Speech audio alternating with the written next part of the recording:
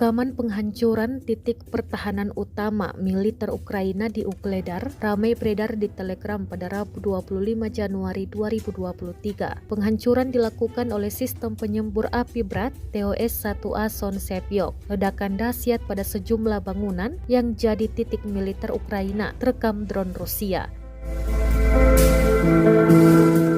Selain parit, bangunan di sekitar pemukiman juga dijadikan titik pertahanan alias benteng militer Ukraina. Drone Rusia yang rutin mengintai terus mengirim informasi ke kru artileri hingga TOS-1A Son Sepyok. TOS-1A adalah bom termobarik, salah satu senjata mereka yang paling ditakuti dunia saat melakukan invasi ke Ukraina. Senjata termobarik juga dikenal sebagai bom udara, bom bahan bakar, dan bom vakum. Disebut jauh lebih kuat daripada bahan peledak konvensional. Waktu pembakarannya lebih lama sehingga meningkatkan kapasitas destruktifnya.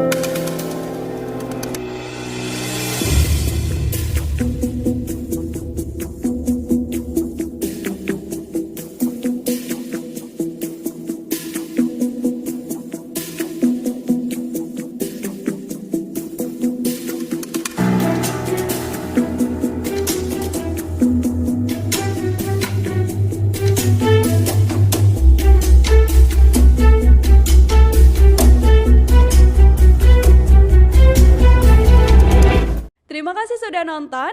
Jangan lupa like, subscribe, dan share ya.